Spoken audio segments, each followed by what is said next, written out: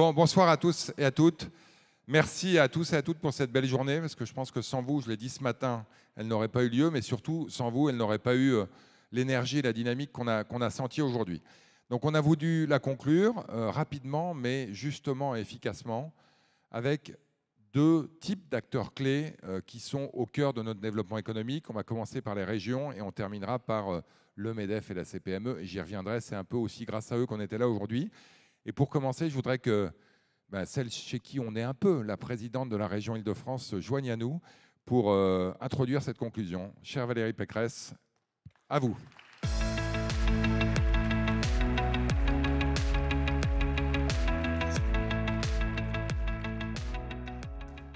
Bonjour à tous. Alors, je salue les ministres qui sont nos hôtes aussi, puisque c'est eux qui ont organisé ce très très bel événement, et je voudrais les remercier, le ministre de l'économie, des finances, de la souveraineté industrielle, énergétique et numérique, excusez du peu, cher Roland, et puis Madame la ministre de l'intelligence artificielle et du numérique, chère Anne Le Henaf.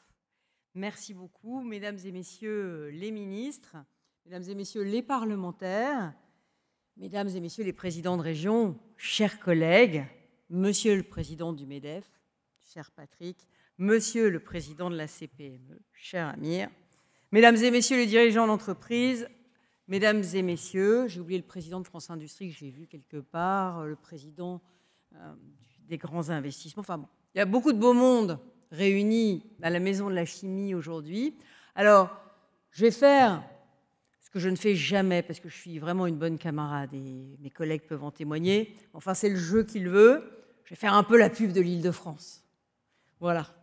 Parce que oui, ce soir, à la Maison de la Chimie, nous clôturons la première édition nationale de Choose France avec une conviction, c'est que malgré tous les troubles économiques, il y a quand même encore des choses qui marchent bien dans notre pays. Et dans les choses qui marchent bien, il y a les entreprises. Il y a les entreprises, et donc ces entreprises, bon, petit message politique, il faudrait quand même qu'on veille à les préserver, parce que ce n'est pas en cassant ce qui marche qu'on va réussir à réparer ce qui ne marche pas. Message passé à tous ceux qui voudront l'entendre. Voilà. Alors, merci, chers entrepreneurs, d'être parmi nous. Nous sommes ravis de cette initiative, nous les régions, un Choose France à la française, pourquoi pas. C'est un très bon moment de rencontre avec vous, un peu privilégié. Alors c'est vrai que ce chantier de Choose France, il a un cœur battant. Ce cœur battant, c'est l'Île-de-France. Parce que l'Île-de-France, elle ne se compare pas vraiment avec aucune autre région, tellement elle est singulière en réalité. Nous sommes aujourd'hui la dernière métropole globale de l'Union européenne. Avant, il y avait deux métropoles globales. Il y avait Londres et il y avait Paris. Désormais, après le Brexit, il n'y a plus que Paris. Alors, c'est quoi une métropole globale ? Une métropole globale, c'est un centre politique, c'est un centre financier. L'Île-de-France, c'est 80% de la finance française. C'est un centre d'innovation. L'Île-de-France, c'est 40% de la recherche française. C'est un centre de start-up. 80% des levées de fonds de France se font aujourd'hui en Île-de-France. Et puis, c'est aussi un centre culturel, c'est aussi un lieu de vie majeur avec 12 millions d'habitants. Vous savez que notre région concentre 20% de la population du territoire. Alors, c'est vrai qu'aujourd'hui, on est particulièrement content puisque un tiers des annonces de nouveaux investissements qui ont été faites concerne l'Île-de-France. Mais un tiers, c'est notre poids dans l'économie française. Ce n'est pas ni plus ni moins. On n'a pas essayé de dépouiller les autres. On est à notre juste place. On en est fiers. Mais Choose France, ce n'est pas un concours de chiffres. C'est d'abord une question de stratégie. Et chaque région a une volonté et une stratégie. Une stratégie industrielle, une stratégie technologique, une stratégie souveraine, qui ne peut s'incarner qu'au niveau de chaque territoire et en prenant en compte à la fois son histoire, mais aussi ses forces et tous ses talents.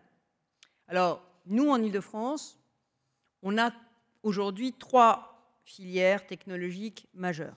Et je vais faire la focale dessus. La première, c'est l'aéronautique, le spatial et la défense. Si Carole Delga était là, elle ne serait pas très heureuse de m'entendre dire que l'Île-de-France est le premier bassin aérospatial du pays. Avec nos industriels, nos chaînes de sous-traitance, c'est une part décisive de la souveraineté française. Bon, la vérité, c'est qu'on est à peu près au même niveau que l'Occitanie, mais on est quand même très puissant dans le domaine. Et surtout, on est très puissant sur tout l'écosystème de défense. Nous avons d'ailleurs scellé avec le ministère des Armées une convention pour accélérer la montée en cadence, moderniser nos PME de la BITD, sécuriser les compétences et accélérer l'innovation duale. L'innovation duale, c'est ce que nos partenaires américains savent très bien faire, c'est ce que nous, on a beaucoup de mal à faire en France. Donc, on veut booster l'innovation duale. Et alors, il faut se battre pour garder nos pépites. Et moi, j'étais très fière qu'à Cergy, la première usine Dassault ouverte depuis 20 ans, l'usine Phoenix, soit inaugurée il y a quelques semaines, parce qu'elle illustre que ce grand groupe Dassault Aviation continue de croire dans l'aéronautique en Île-de-France. Tout ça n'est pas si simple. Et aujourd'hui, on a une montée en cadence et une réindustrialisation concrète autour de ces filières aéronautiques que nous soutenons puissamment. Le pôle de Satory, à Versailles, est un pôle d'excellence mobilité matériaux défense, pensé comme une porte d'entrée industrielle pour la filière, au service des démonstrateurs et de la formation. Et les entreprises du secteur y trouveront toute la chaîne de valeur, y compris le campus flambant neuf d'innovation Mines Paris Sciences et Lettres, qui met à disposition des plateformes pour passer du prototype à la série, en réseau, avec nos chercheurs, avec nos industriels, un vrai tremplin pour vos montées en puissance. Le deuxième pilier de l'Île-de-France, c'est l'IA et le quantique. C'est les maths et la physique. Vous connaissez nos universités, vous connaissez nos grandes écoles. L'IA et le quantique, notre écosystème fédère laboratoires, entreprises, universités, grandes écoles, avec une méthode très opérationnelle. Nous avons un pack IA régional pour diffuser l'IA dans les PME et les ETI.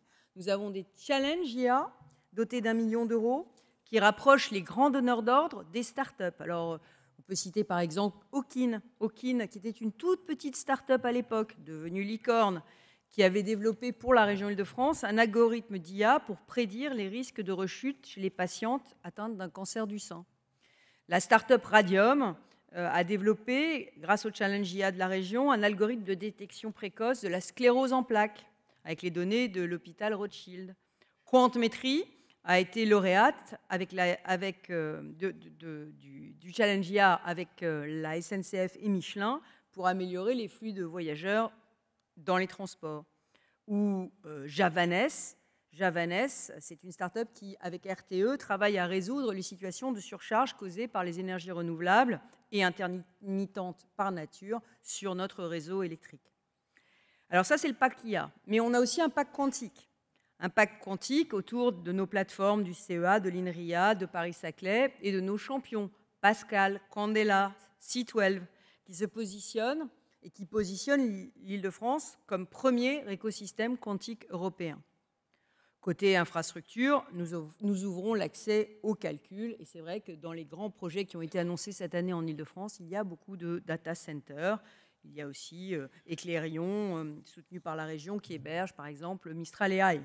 Preuve que l'Europe peut aussi bâtir ses propres fondations technologiques en matière d'IA. Et non, je le dis, l'Île-de-France n'est pas destinée uniquement à stocker de la donnée, mais bien à créer des puissances de calcul augmentées au plus près des leaders de l'IA. Et cette proximité est la clé du succès. Et ce n'est pas un hasard si aujourd'hui Google, Meta, Microsoft, Mistral, Tata Group ont leur centre de recherche européen en IA à Paris, en Île-de-France. Alors la troisième filière, c'est les biotech et la santé, où nous relions la recherche et la production avec l'un des plus grands hôpitaux de France, la PHP. Et je pourrais donner quelques exemples. À Gipes-sur-Yvette, on a Servier et Biolab qui ont créé Spartners, qui catalyse la bioproduction et la santé numérique. À Évry, on a le Génopole, qui complète la chaîne de valeur. À Villejuif, on a le Paris-Saclay Cancer Cluster, qui s'organise autour de Gustave Roussy et qui est le premier centre européen de lutte contre le cancer. En tout, en Ile-de-France, c'est 10 IHU, 10 instituts hospitalo-universitaires qui font le lien entre la recherche la plus fondamentale et le lit du patient et l'industrialisation des innovations. 10 IHU, 3 bioclusters. Il faut aller encore plus loin dans l'opérationnalisation de ces IHU, on le sait. Ils doivent maintenant passer à des découvertes qui seront des découvertes opérationnelles des médicaments, mais on a vraiment un terreau exceptionnel pour transformer les découvertes en sites de production, en brevets et en emplois. Alors, évidemment, investir, puisque vous êtes tous des investisseurs, c'est aussi avoir la garantie de trouver les compétences à la hauteur des enjeux. Et pour cela, je peux le dire, en Ile-de-France, nos fondamentaux sont exceptionnels. Je vous ai dit que nous avions près de la moitié de la recherche française en Ile-de-France. Nous avons 1200 labos, nous avons 12 000 start-up, mais nous avons aussi 13 universités, avec Paris-Saclay, leader mondial en mathématiques, mais aussi les Sorbonnes. Donc vraiment des très grands noms, l'Institut Polytechnique de Paris. Alors pour le dire simplement, investir en Ile-de-France aujourd'hui, c'est rejoindre une trajectoire de réindustrialisation décarbonée, de souveraineté technologique et d'emplois qualifiés. Pour nos startups, on a créé un dispositif qui est très efficace, Jeunes Pousses Industriels, qui nous a permis d'injecter près de 20 millions d'euros dans 26 projets. Mais nous avons aussi nos dispositifs TPE pour faire grandir nos TPE, PME pour faire grandir nos PME. Nos fonds, Île-de-France Réindustrialisation, Île-de-France Décarbonation, qui viennent en capitaux propres au capital de nos entreprises, et des dispositifs d'accompagnement et d'implantation, des plateformes technologiques. Tout est aligné pour vous permettre de réaliser vos projets. Alors, ce qu'on me dit souvent, c'est en Île-de-France, le problème, c'est le foncier, c'est les autorisations. Alors, je sais que la rapidité d'exécution pour vos projets est un critère majeur de localisation de vos investissements. C'est pourquoi la région qui est en charge du schéma directeur d'urbanisme de l'Île-de-France, cette espèce de grande carte qui dit où est-ce qu'on peut construire, où est-ce qu'on ne peut pas construire et qu'est-ce qu'on peut construire où, ce SDRIFE, ce schéma directeur, est une boussole pour 2040. Et l'objectif, c'est la région des 20 minutes. C'est des sites d'activité sécurisés, des procédures simplifiées, des connexions mass transit au pied des usines.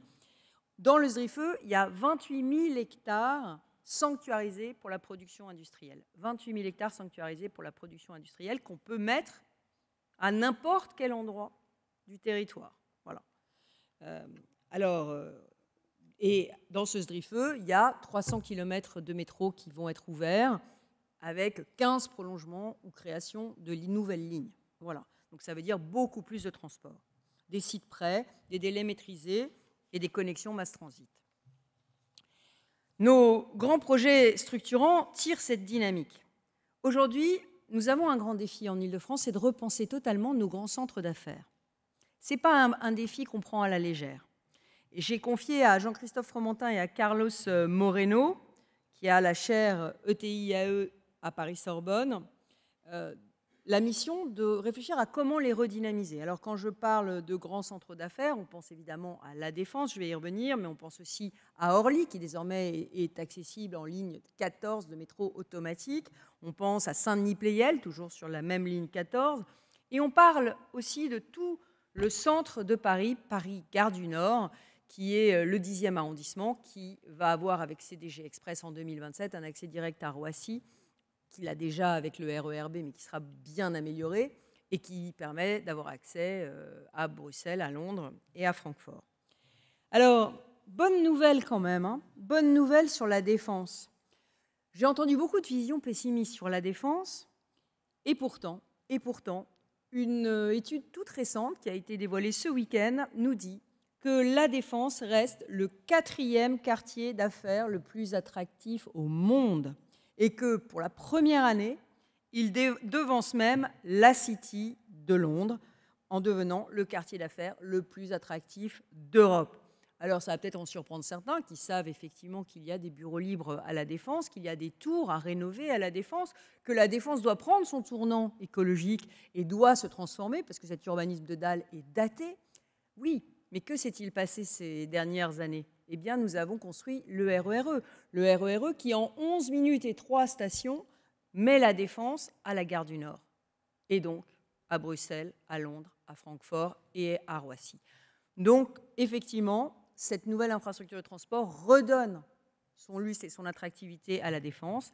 À nous de faire le reste. Vous savez qu'il y a des missions qui sont en cours avec le département des Hauts-de-Seine, avec l'État. Nous allons redessiner la Défense pour que ce quartier reste un aimant mondial qui bénéficie à l'attractivité de la France et que nous repensions complètement son avenir. J'aurai l'occasion d'en reparler plus précisément si certains d'entre vous sont intéressés. Je vais m'arrêter là parce que j'ai trop parlé, et puis parce que l'Île-de-France, c'est un tiers des investissements, mais ça ne doit pas forcément être un tiers des temps de parole. Mais je pense que, Monsieur le ministre, si j'avais un vœu à faire, le choc de simplification, ça fait 10 ans que j'en entends parler, ça fait 10 ans que je suis présidente de région, le choc de simplification. Moi, je n'y crois plus trop, mais pourtant, je l'ai vu fonctionner. Je l'ai vu fonctionner pendant les Jeux Olympiques et Paralympiques, et puis je l'ai vu fonctionner pour la reconstruction de Notre-Dame. Donc, en fait, quand on veut simplifier, ça marche. Et comment est-ce qu'on fait pour simplifier? Eh bien, on déroge à toutes les procédures. On déroge à toutes les procédures pour des projets qui en valent la peine, sauf évidemment à la santé des personnes et à la sécurité. Bon, sécurité, santé, ça c'est des procédures qu'il faut absolument suivre. Mais toutes les autres, est-ce qu'elles sont vraiment si indispensables que ça? Alors moi, j'aimerais bien, et je parle peut-être au nom aussi de certains de mes collègues, qu'on puisse faire des opérations d'intérêt régional. Les opérations d'intérêt régional, ça pourrait être par exemple des projets au-dessus de 50 millions d'euros d'investissement public ou des projets au-dessus de 100 millions d'investissements privés. Et ces procédures d'intérêt régional seraient totalement simplifiées, dérogatoires, et elles se conduiraient sous l'égide, main dans la main, parce que forcément, on n'est quand même pas encore en République fédérale, chers collègues, main dans la main avec l'autorisation du préfet de région et du président de région, par exemple. Et là, on aurait enfin le choc de simplification qui nous permettrait d'implanter très, très, très vite des usines sur notre territoire. Et ce serait tellement génial qu'on puisse pas seulement faire les JO, pas seulement reconstruire Notre-Dame, mais aussi construire des usines rapidement. Merci, monsieur le ministre. Et des réacteurs nucléaires. Merci beaucoup. Merci. Alors, on n'a pas de réacteur en Île-de-France, mais aux portes de l'Île-de-France, à Nogent. Et j'en profite pour dire qu'avec Franck Leroy, on est très, très candidat. Alors justement, on ne va pas seulement parler de réacteurs nucléaires, mais je voudrais que vos 3 collègues, confrères, vous rejoignent sur place. Jérôme Durin, nouveau président de Bourgogne-Franche-Comté, Franck Leroy, président de Grand Est, et Xavier Bertrand, président Hauts-de-France. On peut les applaudir, effectivement. Non mais Roland, moi je ne peux pas siéger à cette table ronde parce que j'ai déjà tellement parlé. Ça devient, vous allez les écouter peut-être. Je vais les écouter. Je les écouterai. Bon, merci à tous les 3, merci à tous les 4. Moi, ce qui m'intéresse aujourd'hui, on en a parlé en introduction et je pense que ça a été évoqué toute l'après-midi. On a dans vos territoires des forces extrêmement contradictoires, avec des industries très dynamiques qui investissent, qui se développent, qui sont portées vers l'avenir, portées vers l'international et qui contribuent évidemment au succès de la journée. Et on a aussi des territoires et des industries, des entreprises qui souffrent. On a eu l'occasion, dans le cadre de mes mandats précédents, de travailler avec chacun d'entre vous et avec, cher Jérôme, votre prédécesseur, sur des entreprises en difficulté qu'on a tenté de redresser, de reprendre et de continuer à se faire développer. Vous avez dans la salle des entreprises qui sont chez vous. Quel est le message aujourd'hui que vous avez envie de leur passer face à des entreprises qui, pour certaines, ont le vent dans le dos et qui, pour d'autres, ont un sacré vent de face? Alors, on va peut-être commencer par le petit dernier, le nouvel arrivé. Jérôme, bienvenue en région, après quelques années passées au Sénat. Et voilà, dites-nous ce que vous pensez de tout ça. Merci. Sans surprise, je confirme le diagnostic. Les filières qui sont dynamiques, chez moi en région Bourgogne-Franche-Comté, les biothérapies, le nucléaire, puisque nous on fabrique les cuves, les générateurs de vapeur notamment, et puis d'autres qui sont le plus en souffrance, l'automobile, Stellantis, Peugeot, Sochaux-Montbéliard. Il y a un sujet de dynamique. Je vous disais tout à l'heure dans la table ronde précédente sur territoire et entreprise, aide-toi, le ciel t'aidera. Nous sommes à l'échelon régional les mieux placés pour être les ensembliers, parce qu'on s'occupe de sécurité informatique, on porte les CECIRT, on s'occupe de financement, on s'occupe d'internationalisation. on est sur l'aide économique. 99% de nos aides économiques, elles vont aux TPE, PME. On est là sur la connaissance du territoire. Et cette proximité, elle est essentielle. On peut faire du sur-mesure. Quand il y a eu le Covid, on a monté des dispositifs réactifs. En lien avec les EPCI, il y a une connexion naturelle entre les communautés de communes, les intercommunalités et la région. Donc je pense qu'on est là, on est présent, on peut aller sur l'innovation. D'ailleurs, il serait heureux qu'on puisse être plus favorisé sur ce domaine-là. Je pense qu'on peut aussi régionaliser, par exemple, France 2030, parce qu'on a une capacité à identifier les bons projets, mettre en connexion les sujets. Et puis, je le dis sans malice, l'échelon régional, c'est aussi celui de la stabilité politique. Dans la période, on peut regretter que ce ne soit pas le cas partout, à tous les étages, mais nous, on peut voir un petit peu plus loin. Et donc, si on avait un petit peu plus de marge de manœuvre pour donner cette stabilité à nos entreprises, ça ne nous ferait pas de mal. Ça suppose, parce que c'est un débat qui est un débat un peu institutionnel entre nous, qu'on a un peu de visibilité sur nos ressources, parce que si on a de la visibilité sur nos ressources, on peut donner un avenir un petit peu plus clair, un ciel un peu plus clair à nos entreprises. Merci Franck. Alors un mot rapide sur le Grand Est qui se caractérise déjà sur la carte par 750 km de frontières avec 4 pays, la Belgique, le Luxembourg, l'Allemagne, nous avons l'exclusivité de la frontière allemande, et la Suisse. Et je suis le seul président de région à être frontalier à la fois des Hauts-de-France, frontalier de Bourgogne-Franche-Comté et frontalier d'Île-de-France qui nous situe très bien. Notre force à nous, régions, c'est probablement aujourd'hui d'incarner l'échelon quasi idéal entre la nécessité d'une proximité avec les bassins d'emploi et en même temps la vision stratégique que nous offre un certain nombre de compétences, le développement économique, la formation qui devient un facteur clé pour les entreprises aujourd'hui. On connaît tous l'évolution démographique de notre pays et la pression sur les ressources humaines, et les mobilités qui sont évidemment aussi des facteurs de compétitivité.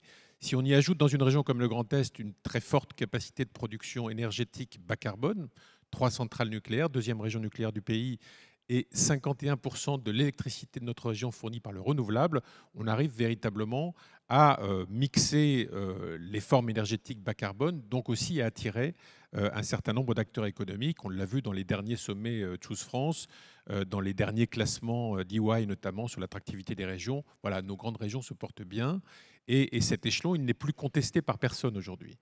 C'est également, et ça il faut qu'on le dise à nos amis ministres ici présents, c'est un formidable échelon d'expérimentation à la région, mais qui a été sous-utilisé en la matière.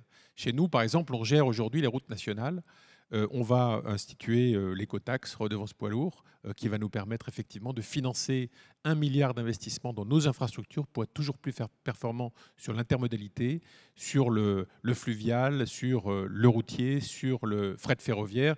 Autant de sujets qui sont des sujets absolument essentiels de compétitivité et en même temps de décarbonation, parce qu'on est dans un système qui évidemment exige cette décarbonation. Et puis, quand on parle de région Grand Est, on parle de Strasbourg, on parle de l'Europe. Voilà, on est l'échelon aussi qui est en connexion avec Bruxelles, avec une nécessité absolue là-dessus, et c'était l'un des sujets de nos débats tout à l'heure avec Sébastien Martin, de retrouver davantage de souveraineté européenne, de continuer à faire comprendre à l'Europe qu'on ne peut pas être un îlot de personnes naïves encore attachées au libre-échangisme, alors que partout ailleurs, nos concurrents aujourd'hui nous attaquent, nous agressent, et il faut que l'Europe apprenne à se défendre. Et on est en capacité sur l'Alliance des régions pour l'automobile, avec mes voisins évidemment qui sont concernés très directement, sur la sidérurgie, à faire entendre à Bruxelles la voix de ces régions industrielles qui revendiquent et qui sont fiers d'être des régions industrielles. Il y a un moment où dans l'opinion, être pour l'industrie, c'était presque être montré du doigt. La France sans industrie n'est plus la France. Il n'y a pas d'avenir sans l'industrie. Donc on croit à l'industrie, on a été des grandes régions industrielles, on a connu des crises, mais on a une capacité de rebond et de résilience absolument exceptionnelle. Et ça, je pense qu'il faut le dire, parce que des régions industrielles, il n'y en a pas tant que ça. En tout cas, celles qui assument pleinement leur fierté d'être industrielles, on en fait partie et on le revendique. Merci Xavier Bertrand. On avait commencé la journée ensemble à Gauchy, chez L'Oréal, pour l'annonce d'un bel investissement d'extension. On la termine ensemble. Quel message on peut passer quand on est président d'une région historiquement industrielle et dont il faut reconnaître qu'elle est aujourd'hui en renaissance industrielle, à tous ces entrepreneurs qui sont dans la salle?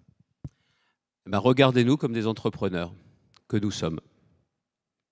il n'y a pas que les présidents de confédérations qui vont s'exprimer, qui sont des entrepreneurs, nous aussi. On n'a plus une obligation de moyens comme on le pensait pour les notables qui étaient les présidents de région. On a une obligation de résultat. Voilà. Moi, je suis à la tête d'une région, je n'ai pas 6 millions d'habitants, j'ai 6 millions d'actionnaires. Et je leur dois des résultats comme mes collègues. Et les résultats, c'est par de l'activité, c'est par de l'emploi. J'ai oublié de vous dire, ce n'est pas les politiques qui créent les emplois, ce sont les entrepreneurs. On est toujours mort de faim et on a cette logique. On a un budget de 4,3 milliards, on sait bien faire la différence entre les dépenses de fonctionnement, les dépenses d'investissement, et on sait pertinemment que notre première compétence, c'est l'économie, l'emploi et la formation, tout ce qui est lié au développement. C'est notre logique. Alors, bien évidemment, je vais dire la même chose que mes collègues. C'est vrai qu'il y a des enjeux clés qu'on a pris à bras-le-corps, la question de la décarbonation, et maintenant, encore une fois, le virage digital, le virage de l'intelligence artificielle. Et sur ce point-là, vous savez, si on se bat aujourd'hui pour avoir des data centers, Valérie l'a expliqué, qui sont bel et bien pour la puissance de calcul de l'IA, il faut bien comprendre que c'est aussi pour avoir des atouts pour vous. C'est-à-dire que ce qu'on est en train de négocier dans les cahiers des charges, c'est la souveraineté des données, qu'elles ne se barrent pas n'importe où, vous voyez ce que je veux dire.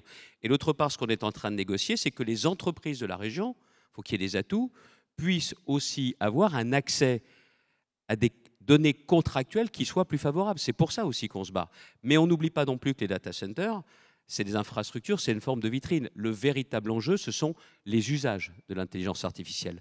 L'autre point sur lequel je voudrais insister, Roland, si vous me le permettez, Monsieur le Ministre, vous savez que je ne suis pas un soutien permanent, le moins qu'on puisse dire, du président, mais quand même. Si on a aujourd'hui cette opération comme si on a eu de Choose France depuis des années, c'est parce que ce pays est singulièrement devenu plus business qu'à une époque. Il y a eu la flat tax au départ, il y a eu bien évidemment les ordonnances Macron sur le fiscal et sur le social, il y a des progrès. Il y a un point sur lequel on peut encore améliorer les choses, même dans les 17 mois qui viennent, c'est sur tout ce qui est environnement réglementaire. J'ai dit réglementaire, c'est-à-dire qu'on n'a pas besoin de passer au Parlement. Alors bien évidemment, et je le dis aussi, nous jouons aussi notre rôle. Nous, on essaye de faire la différence entre la justice fiscale et les conneries fiscales, si vous voyez ce que je veux dire, à bon entendeur pour ceux qui jouent au fou, notamment à l'Assemblée. Heureusement qu'il y a le Sénat qui rétablira les choses. Ils ne sont pas là. Hein. Les députés qui sont là, ils ne jouent pas au fou. Hein. S'ils étaient là, tu me connais, je leur aurais dit exactement la même chose s'ils étaient directement visés par mon propos. Mais il y a un point sur lequel il faut qu'on fasse très attention. Moi, je trouve génial que vous fassiez Choose France pour les investisseurs français. Parce qu'il y a des entreprises qui ont un comportement patriote, elles vont conquérir des territoires à l'international, tant mieux, on le disait avec L'Oréal, mais elles n'oublient pas aussi que ce qui leur a permis de naître et de grandir, c'est la France. Et on entend tellement ceux qui ne connaissent pas l'entreprise leur taper dessus qu'on a le droit de le dire, notamment quand c'est bien, et un râleur comme moi peut se permettre aussi de le souligner quand c'est le cas. La deuxième chose, c'est que c'est important de montrer qu'on ne déroule pas un tapis rouge uniquement pour les internationaux, mais qu'on est capable de dérouler le tapis rouge également pour les nationaux. Mais on est d'accord, alors on va aller un petit peu plus loin. C'est qu'il ne faut pas qu'on ait d'un côté un peu un État marketing qui déroule le tapis rouge, qui fait des opérations comme celle-ci, et qu'on ait un État qui soit trop administratif. C'est ce que disait Valérie tout à l'heure, ça c'est l'un des points clés. Et encore une fois, je le dis d'autant plus qu'on a des ministres qui sont des politiques, et il faut donc que cette logique politique, elle se traduise partout sur le terrain. Et je voudrais parler des préfets. Je voudrais parler des préfets de région. Initialement, dans le temps, vous regardiez les présidents de région comme des notables. On regardait les préfets, notamment comme ceux qui étaient chargés de l'ordre public. Aujourd'hui, c'est totalement différent. Les préfets sont dans les régions, dans les départements, ceux qui connaissent mieux le monde de l'entreprise. Et il faut que vous leur donniez un maximum de responsabilité pour que ne filez pas les clés à tous les élus si vous ne sentez pas effectivement en confiance avec tous les élus. Mais dans ces cas-là, filez un double des clés aux préfets et aux élus, en n'oubliant pas le monde économique, qui ne soit pas mis de côté. Et dans ces cas-là, ce pays va véritablement accélérer, c'est-à-dire que la chape de plomb bureaucratique que l'on peut avoir de ce fameux État profond, c'est capable de sauter. Vous faire confiance aux préfets comme représentants, il y a un véritable coup à jouer. Qu'ils aient la possibilité de déroger, Valérie donnait des critères qui sont très simples, mais on peut le faire dans tous les domaines. Nous, on a réussi dans la région à mettre en place une sorte de contrat d'implantation.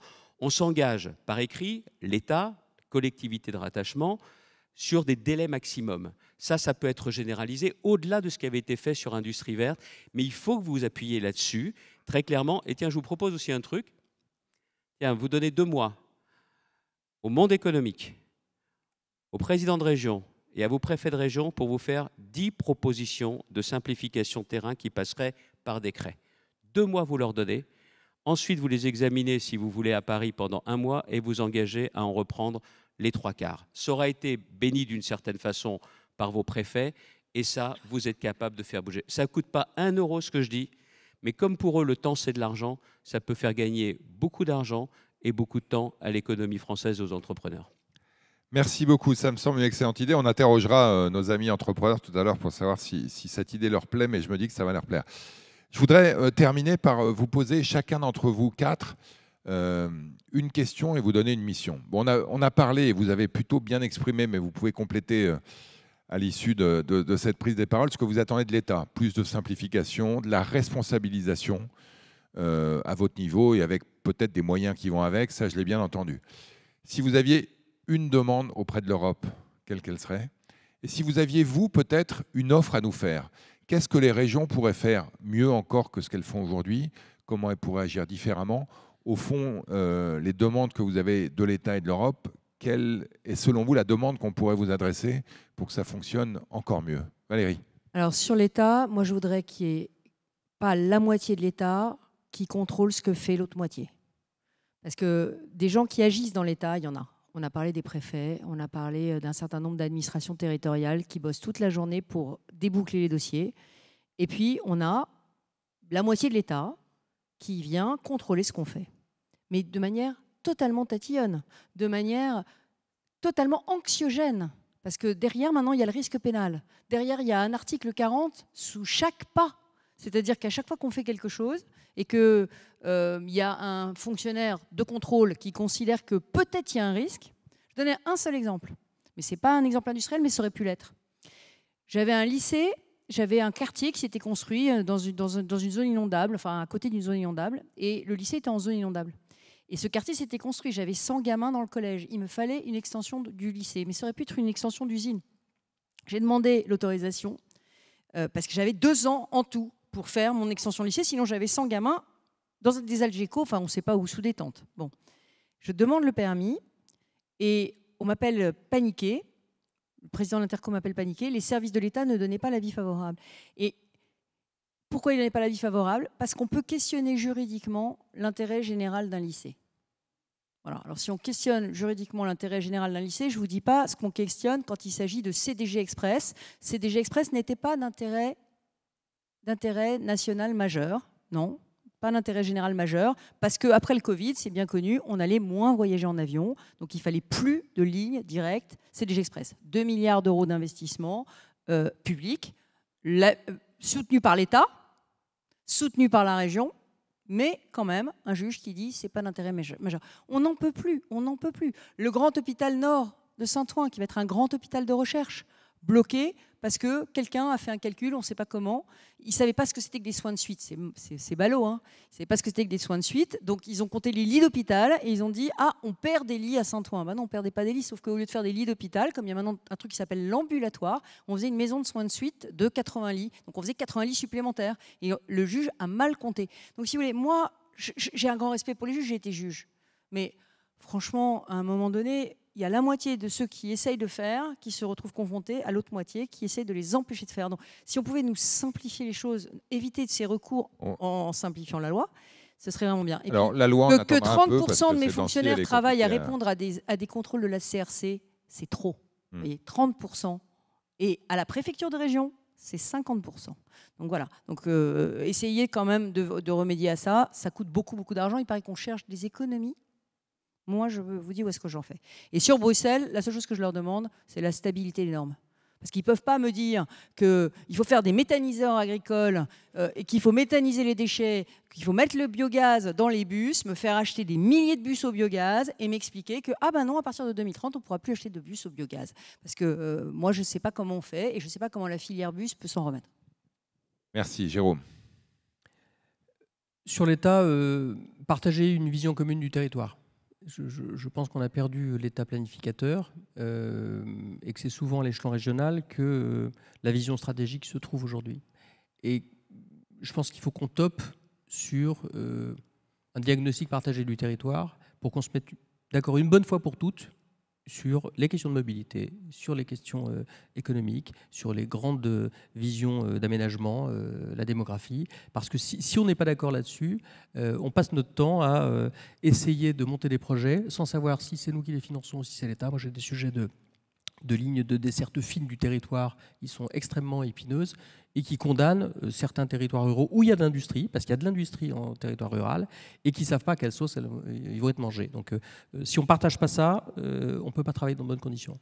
Sur la dimension européenne, c'est d'abord de garder l'échelon régional présent en termes de gestion d'un certain nombre de fonds, parce que c'est le sens de l'histoire, et nous permettre de passer plus facilement du contrôle à la confiance, parce que nous aussi, on recrute beaucoup de fonctionnaires pour demander des pièces. Là, on m'a appelé tout à l'heure sur un dossier pour lequel le problème était la date de validité de la carte d'identité.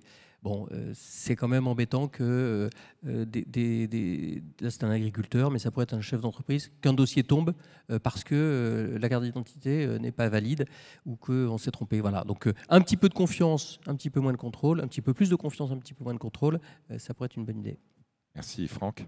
Alors vis-à-vis de l'Europe, plus de réactivité, de rapidité. On a vu l'acier chinois se déverser sur l'Europe. Il a fallu 18 mois pour qu'on obtienne des mesures. On a vu le photovoltaïque européen ruiné en une semaine par une division par 3 des prix du photovoltaïque chinois. Quand une opération manifeste de dumping est là, l'Europe doit immédiatement stopper cette invasion parce qu'elle fait des dégâts considérables et on ne peut pas demander à un industriel d'attendre 1 an ou 18 mois pour qu'on lui mette des protections. Voilà, qu'on veuille avoir une industrie exemplaire en Europe, je suis d'accord, mais ça passe aussi par un accompagnement et des mesures de protection de cette industrie exemplaire. Et ça a manqué cruellement. Le plan sidérurgique est bien parti là, mais que de temps perdu. 18 mois de perdu, on aurait pu éviter bien de la casse. Je rejoins évidemment sur l'échelon national ce qu'ont dit à la fois Valérie et Jérôme, mais décentralisons. Très sincèrement aujourd'hui, on s'entend, je rejoins complètement ce qu'a dit Xavier. Moi, le préfet de région, c'est tous les jours qu'on se parle. C'est tous les jours qu'on échange des SMS. On est aux commandes, moi de la région, lui de la région partie État. On s'entend parfaitement, on saisit les enjeux. Il n'y a pas un sujet qu'on ne voit pas ensemble en amont pour faciliter le permitting, pour accélérer les procédures. Et quand on se parle tous les jours, je peux garantir qu'on déploie une énergie, mais qui donne immédiatement du résultat, de la confiance dans les acteurs du territoire. Entendez les acteurs qui sont venus vous installer chez nous vanter le fait que la relation État-région elle est quasi parfaite. Là où l'État est aujourd'hui paralysé par une absence de majorité, et dès que l'État lève le petit doigt, il a tous les corporatismes du monde qui lui tombent dessus. Nous, quand on a 15 CGTistes qui viennent devant l'hôtel de région, c'est le maximum. Autant dire que ça ne nous empêche pas d'avancer. Donc utilisons ces régions qui ont enfin une bonne taille pour faire avancer des politiques publiques, pour innover dans l'action publique. Et puis, on est prêt à être des apporteurs de solutions, d'être des expérimentateurs et le faire sous le contrôle de l'État. Et si ça marche au bout de 3 ans, au bout de 5 ans, on généralise à toutes les régions. Je pense que vouloir toujours aborder la décentralisation par l'échelon central, alors que les régions sont capables de faire énormément de choses et qu'elles innovent dans tous les domaines, je trouve que passer par les régions, tester des solutions nouvelles sur 2 ou 3 régions qui seront candidates, toutes les régions sont candidates pour expérimenter, c'est moderniser l'action publique, c'est accélérer l'action publique et au bout du compte, accélérer la compétitivité de la France parce que des régions réactives, actives et un État stratège, c'est l'alliance qu'il nous faut pour l'avenir. Bien noté. Xavier, le mot de la fin. Sans faire très original, de la part de l'État, confiance. Qu'on nous fasse confiance, qu'on fasse confiance aux entrepreneurs. Ça veut dire beaucoup de choses, ce n'est pas seulement un concept, mais pardonnez-moi, je ne suis pas dans un match Paris-Province, Valérie, ce n'est pas du tout ça. Il faut que Paris lâche prise. Il faut que Paris lâche prise. Et encore une fois, non, mais j'ai expliqué, non, mais là, je me tourne vers le ministre. Je me tourne vers le ministre. Vous avez l'État dans les territoires, il faut que Paris lâche prise. Pour l'Europe, un mot, Draghi. Qu'est-ce qu'on attend pour mettre en place ce rapport Draghi? Il y a des choses qui sont à regarder, mais purée, il faut arrêter la naïveté. On n'est pas dans un monde de bisounours. Il suffit de regarder la Chine, les États-Unis. Il faut que l'Europe, parce qu'on a besoin de l'Europe, mais moi que je suis très attaché à mon pays, 68 millions de personnes, un pays comme le nôtre, ça ne réussira pas dans la compétition internationale. En plus, l'Europe, il faut toujours qu'elle attende le dernier moment pour se décider. Imaginez si elle était plus rapide, si elle arrêtait de réglementer pour commencer avant de laisser innover, si elle suscitait justement la possibilité de financer des projets.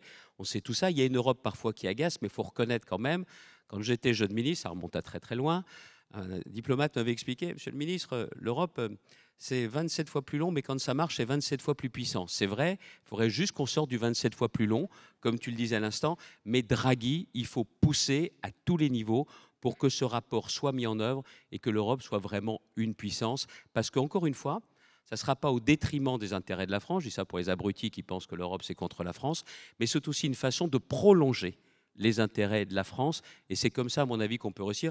Et je le dis juste pour terminer, ce n'est pas le mot de la fin, parce que c'est toi qui vas conclure, mais quand même, on a eu les 35 heures. On a une fiscalité de dingue. On a une bureaucratie et on est toujours 7e puissance mondiale. Et vous êtes exceptionnel. Imaginez... Ah, mais attendez. Non, attendez. Imaginez qu'on desserre le frein à main. Pas d'un cran, mais d'un coup. Vous voyez à quoi ressemblerait ce pays ? Et je le dis non seulement que ce n'est pas impossible, parce qu'impossible n'est pas français, mais de grâce, n'attendons pas 17 mois pour le faire. Il y a 17 mois que l'on peut gagner et il y a aussi beaucoup de choses qui peuvent se régler par décret. Et ça, c'est pour ça que la politique nationale a aussi son importance. C'est à vous de jouer, messieurs les ministres. Merci à tous les quatre. On peut les applaudir. Donc, je voudrais que me rejoignent sur la scène Patrick Martin, président du MEDEF, et Amir Reza Tofighi, président de la CPME. Messieurs, bienvenue.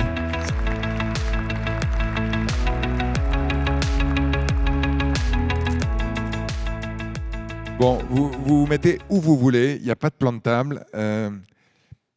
Je vais terminer, donc préparez-y-vous par la question que j'ai posée aux quatre autres.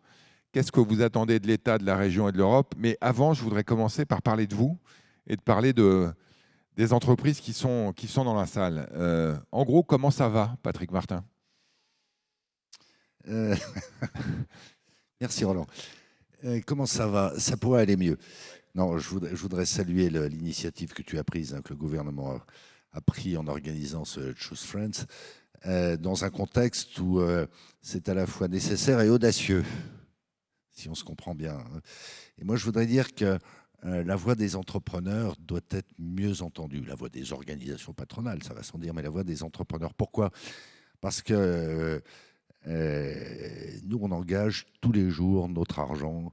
On doit regarder nos salariés dans les yeux et avec des horizons qui, c'est un état de fait, ce n'est pas un jugement de valeur, qui sont probablement, je le souhaite en tout cas, un peu plus lointains que ceux des politiques. À nouveau, ce n'est pas un jugement de valeur, je ne ferai pas le métier que tu fais, très sincèrement. D'abord, je ne saurais pas le faire. Pas un métier, c'est une expérience. Mais, il y a un avant et un après, enfin en tout cas je l'espère. Non, mais je donne juste une illustration. Je donne juste une illustration dans ma boîte. Et quand je dis ma boîte, c'est ma boîte. J'ai engagé il y a 1 an et demi un investissement de 40 millions d'euros, ce qui à l'échelle de ma boîte est quelque chose de conséquent. Très sincèrement, et le coup étant parti, je ne pouvais pas l'arrêter. J'espère que l'avenir me donnera raison. Très sincèrement, je devrais prendre aujourd'hui la décision, je ne prendrai pas la même décision. Et voilà, on est là pour se parler très franchement, et je sais que ça fait partie de tes nombreuses qualités et des objectifs de la maison. Non, ce que je veux dire donc par là, c'est qu'il faut que les entrepreneurs soient mieux considérés et qu'un certain nombre de politiques, je n'en fais pas une généralité, comprennent qu'on n'est pas là pour faire de la politique, d'abord, par construction, qu'ensuite on ne fera certainement jamais d'anti-jeu, et qu'on incarne une forme de bon sens qui parfois, souvent en ce moment, fait défaut au débat politique. Et puis par ailleurs, on a une dimension qui fait cruellement défaut, et certainement pas à toi, c'est pas par flagornerie que je le dis, parce que c'est une évidence, c'est que la dimension internationale n'est pas prise en compte par la quasi-totalité de nos décideurs politiques.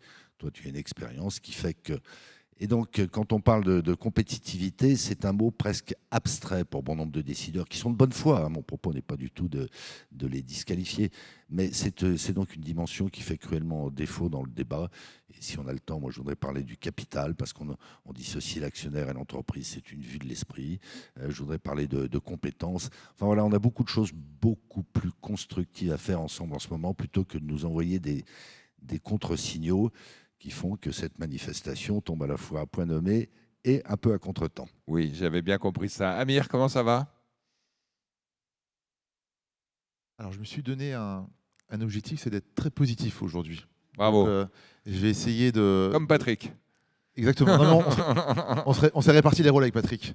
Mais déjà, merci d'organiser un événement comme ça. Merci de remettre un peu de positif dans un moment qui est très difficile. Je parle du débat public et avec Patrick, on le subit et c'est dur de subir ce débat complètement irrationnel. Je parle du débat à l'Assemblée nationale. Et donc, c'est bien de mettre un peu de positif, de rappeler la place de l'entreprise dans la société, sa place comme acteur vraiment de tous les défis de la société, et de mettre en avant des entreprises qui investissent en France. Et c'est vrai que ne pas mettre en avant que les entreprises internationales, mais aussi les entreprises françaises, un grand merci. Donc moi, je veux rester positif aujourd'hui parce que je suis quasiment tous les jours négatif actuellement, tellement c'est dur. Donc là, c'est mon petit moment de positivisme. Et donc, dire que c'est important de rappeler qu'en effet, on a encore des entreprises qui, malgré les difficultés, ça a été dit sur la table ronde avant, malgré les difficultés, continuent à investir et continuent à faire de la France un des leaders dans le monde. Mais que pour ça, il ne faut quand même pas se tromper dans les futurs choix qui vont être faits. L'exemple de Patrick sur son investissement, on le vit tous les jours aujourd'hui. Moi, aujourd'hui, je ne recrute plus en me disant qu'est-ce que va être la situation demain, parce que en fonction des niveaux de charge qui vont monter, en fonction de tout ce qui peut nous tomber dessus, il faut bien comprendre que les entreprises aujourd'hui sont parfois à l'arrêt, le temps de savoir vers où on va. Donc, 2026 peut être difficile. Maintenant, on a encore quelques semaines pour bien faire atterrir le débat public. On va être mobilisé pour ça. Merci. Donc si, j'allais dire, on met de côté le budget, Olivia, qui passe ses jours et ses nuits ces temps-ci à essayer de le voter, dira facile à dire, pas forcément facile à faire. Mais disons qu'imaginons, au rêve d'un ministre de l'économie et des finances, qu'on ait à la fois un budget voté à la fin de l'année et que ce budget soit, au fond, pas si mal. C'est-à-dire d'abord en ligne avec nos objectifs européens de réduction de déficit budgétaire. On ne fait pas ça que pour l'Europe, évidemment, on fait ça pour nous tous et nous toutes. Qu'on ait un taux de prélèvement obligatoire qui n'est pas trop augmenté et qu'on ait enfin engagé un certain nombre d'économies de dépenses qu'il faudra sans doute poursuivre, mais qui seraient déjà engagées. Qu'est-ce que vous attendriez d'autre de nous? Et quand je dis nous, c'est les présidents de région, les ministres, l'Europe. Qu'est-ce qui fait qu'on pourrait très vite libérer les forces qui ne demandent que ça, en essayant d'éviter de passer par l'Assemblée si possible, et donc de l'exécutif, du réglementaire, des propositions de loi peut-être bien portées par quelques parlementaires, mais peut-être pas de grande cathédrale, dont je dois reconnaître, et Olivier le reconnaîtra aussi, que ces temps-ci, elles sont un peu difficiles à faire adopter à l'Assemblée. Qu'est-ce qu'on peut faire pour vous, en gros, quoi? Non, mais on a des joies simples. Ne touchez à rien. Non, mais qu'est-ce qui est en train de se passer de fait? Et je sais les contraintes. Une remise en cause assez systématique et fondamentale de la politique de l'offre. On est quand même dans un pays extraordinaire où quand un truc marche, et là c'est pas un truc, c'est une vraie stratégie pour le pays, eh bien on s'applique à le démolir. Moi, je suis désolé, mais cette décision totalement structurante et qui va polluer la présidentielle, c'est-à-dire de suspension des réformes Borne et Touraine, si ce n'est pas un signal à contresens de la politique de l'offre, parce que le vrai enjeu, c'est le taux d'emploi, autant que l'équilibre des régimes de retraite. Ce qui semble se dessiner sur l'assurance chômage, c'est-à-dire que le gouvernement nous saisit par une lettre de cadrage pour qu'on revienne sur les règles. Alors tout ça n'est pas une partie de plaisir avec les organisations syndicales, pour au final nous dire oui, il va falloir que vous planchiez sur les ruptures conventionnelles. Ouais, c'est un vrai sujet, mais enfin, c'est pas à l'échelle. Et donc, tu vois, il y a un certain nombre de contre-signaux, je reprends cette expression, qui sont extrêmement préoccupants pour nous et à vrai dire, dissuasifs.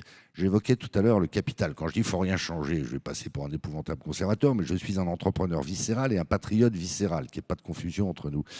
Cette espèce de théorie fumeuse selon laquelle l'augmentation du taux de CSG, l'imposition de la fortune dite improductive, extraordinaire. J'attends toujours qu'on m'explique que les contrats d'assurance vie restent dans des bassines ou sous des matelas. Évidemment que ça finance l'économie.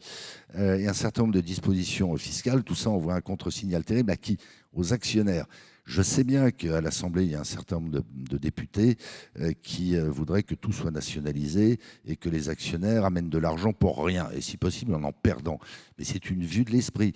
Et donc, tu vois, il y a un certain nombre de choses de cette nature. Je finis juste. Moi, je pense qu'il y a un angle mort terrible dans nos politiques publiques, et là, on doit pouvoir avancer ensemble. En tout cas, nous, au MEDEF, on y est très déterminés. Ça a été évoqué tout à l'heure. C'est le sujet des compétences. Parce que quand on parle de compétitivité, bien sûr, je viens de le faire, il faut parler de fiscalité, il faut évidemment parler de simplification.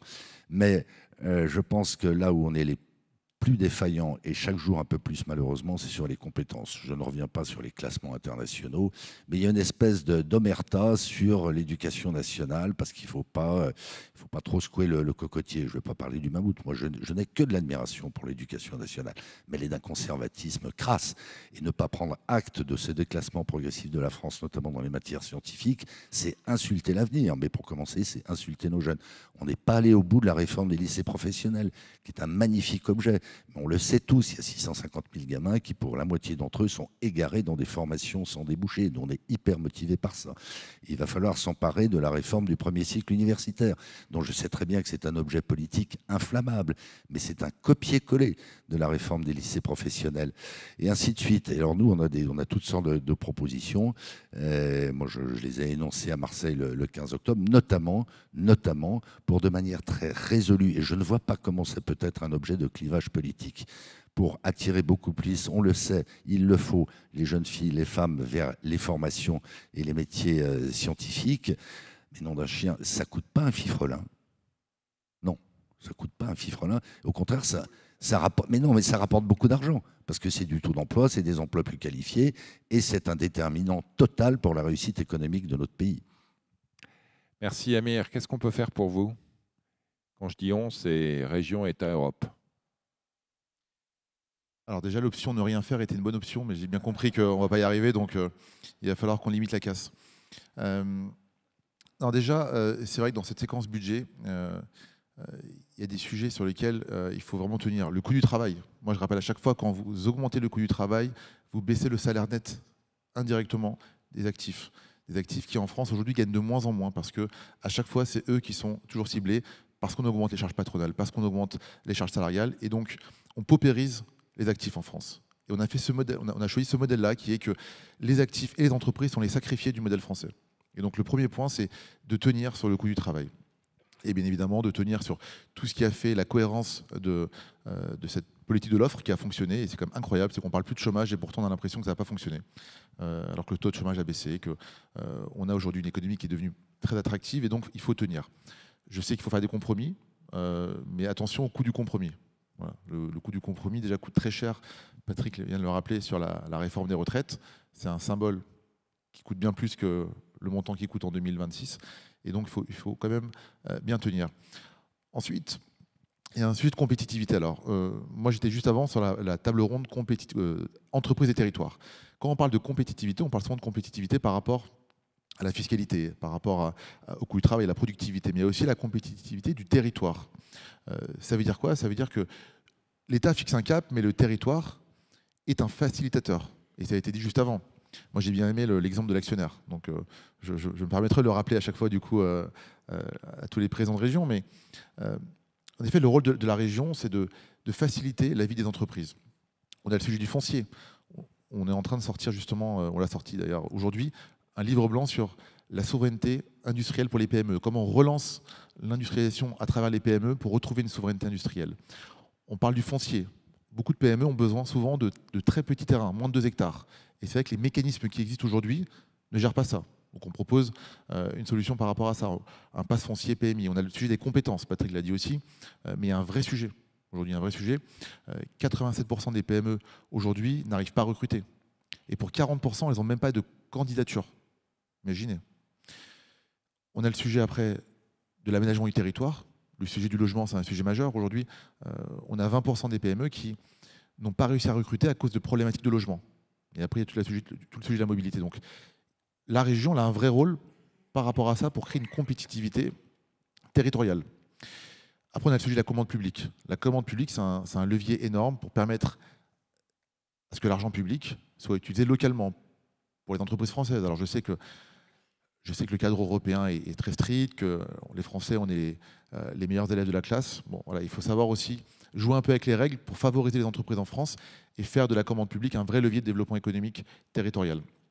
Moi, j'aimerais quand même dire que juste avant, dans la table ronde, j'ai entendu de l'envie, de la vision. Il y avait des entreprises qui parlaient de la place de l'entreprise en tant qu'acteur de la cohésion sociale sur les territoires. Comment nos entreprises sont parfois des derniers lieux de cohésion sociale dans certains territoires reculés. Des acteurs qui répondent à la souveraineté médicale. On avait Mayoli, la souveraineté numérique, avec Brevo, tous ces acteurs qui aujourd'hui investissent sur la transition écologique. On n'a pas besoin aujourd'hui que l'État nous impose des règles. Croyez-moi que les entrepreneurs sont les premiers conscients de l'importance de ce sujet. Et j'ai aussi senti la fierté et même un mot qui est parfois gros mot du patriotisme économique. Et je pense qu'on ne parle pas assez de patriotisme économique.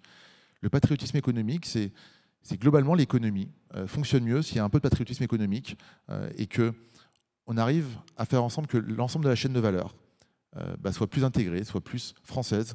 Et donc, c'est un enjeu majeur.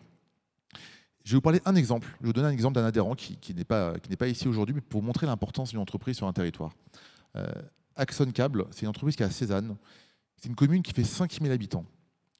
Cette entreprise a 800 salariés. Donc, imaginez le rôle d'une entreprise qui a 800 salariés dans une commune qui fait 5000 habitants. Globalement, c'est un territoire assez reculé dans le Grand Est. Tout l'écosystème autour. C'est une entreprise qui est leader mondial dans les câbles sous-marins notamment. Imaginez si cette entreprise demain disparaît. C'est tout un territoire qui va disparaître demain. C'est tous les sous-traitants derrière qui vont disparaître. C'est derrière tous ces territoires un peu qui ont perdu toutes leurs industries et qui derrière ont des taux de chômage élevés, ont des personnes qui sont très loin de l'emploi. Pourquoi je dis ça? Parce que avoir des entreprises qui se développent dans les régions, c'est avoir des régions qui réussissent. Et donc c'est un deal gagnant-gagnant. Mais pour ça, on a besoin d'avoir des régions qui sont à nos côtés. D'abord, je pense que cette journée, j'espère qu'elle vous a été utile. En tout cas, nous, elle nous l'a été. Je vois les ministres qui opinent, les directeurs de cabinet, membres du cabinet qui opinent aussi. Parce qu'au-delà, évidemment, des rencontres plénières et des tables rondes, on a pu aussi vous rencontrer en tête-à-tête. Et je pense qu'on sort avec un certain nombre d'idées assez concrètes qu'on pourrait mettre en œuvre de manière extrêmement opérationnelle et efficace pour vous simplifier la vie et faire en sorte qu'on soit dans le deal gagnant-gagnant que mentionnait Amir il y a une seconde. 2, je pense que ça a été dit, reconnaître et au fond remercier les entreprises qui ont investi en France, c'est la moindre des choses. Et donc, si on peut le faire une fois de temps en temps, je pense qu'il faut continuer à le faire. Donc, j'espère, en tout cas, je proposerai ça au président de la République qui a initié cet événement, qu'on puisse refaire ça régulièrement. Et puis 3, je dirais, les contacts ont été pris dans les rencontres dites B2B ou B2G, c'est-à-dire entre vous ou entre vous et nous. Je pense qu'il ne faut pas hésiter à faire des suivis. N'hésitez pas à reprendre contact avec les ministres, avec les directeurs de cabinet, avec les membres de cabinet avec lesquels vous avez été en contact, parce que cette carte qu'on vous affiche là, on espère que l'année prochaine, elle sera au moins aussi enthousiasmante, malgré, on le disait ce matin, un environnement extrêmement difficile auquel on fait face aujourd'hui. Je suis heureux qu'on ait pu se parler franchement, et vraiment, je vais vous laisser le mot de la fin, mais je pense que ça fait partie des discussions qu'on peut avoir dans une famille qui a envie de gagner ensemble. Et face à l'environnement international, face aux politiques anti-commerciales du côté de l'Atlantique et de dumping commercial de l'autre côté du monde, je pense que si déjà entre nous on n'est pas capable de se resserrer les rangs pour ensemble travailler à une meilleure compétitivité, une capacité à avancer ensemble, on ne sera pas capable non plus de porter cette voie en Europe. Je l'ai dit ce matin, l'Europe elle est en train de changer. Il faut qu'on continue à la faire changer, que notamment la préférence européenne doit être au cœur de notre stratégie et que ça, on le fera ensemble. Voilà, je ne serai pas plus long. Merci à tous les deux. Je vous laisse un mot pour conclure et allez, donner une raison d'espérer. Patrick, je suis sûr que tu peux en trouver une. Je n'ai pas à me forcer. Mais j'en doute pas. Non, je n'ai pas à me forcer. Non, écoute, c'est pas individuellement que ça s'adresse à toi. Hein. C'est globalement à la classe politique nationale. Hein. Écoutez-nous plus. Sortez-vous de la tête que quand on râle, c'est juste pour se défouler et que c'est par poujadisme primaire ou ce qui nous est dit parfois parce qu'on comprend rien. Je pense qu'il y a beaucoup de choses qu'on comprend très bien et parfois mieux. Et c'est comme ça qu'on avancera. Et donc, il y a une impérieuse nécessité qu'un certain nombre de décideurs comprennent bien la globalité du fonctionnement de l'économie. J'ai parlé des actionnaires versus les entreprises, c'est une foutaise, et ainsi de suite. Et je finis simplement en disant que moi je partage tout à fait ce qui a été dit sur les préfets, je le dis d'expérience.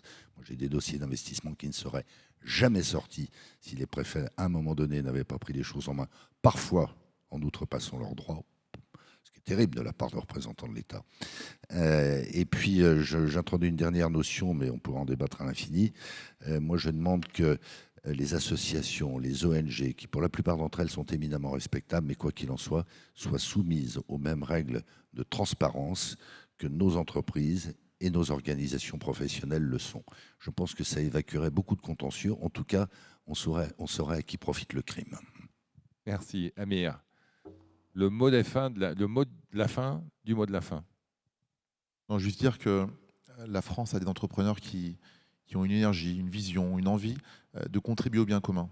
Donc on demande juste à ce que cette énergie puisse se déployer. Et donc tout à l'heure on parlait du frein à main, donc justement de lâcher un peu le frein à main. Et ce qu'on demande aussi, mais on en a souvent parlé, c'est d'avoir une concurrence équitable. Il n'y a rien de plus énervant pour un entrepreneur à qui on impose énormément de normes, de règles, et de voir l'incapacité des politiques à juguler toutes ces plateformes asiatiques qui ne respectent aucune norme, qui déversent leurs produits en France et qui tuent toutes ces entreprises françaises. Et donc, vous avez un tissu d'entrepreneurs qui sont capables de faire des miracles. Protégez-les au moins de toute cette concurrence déloyale.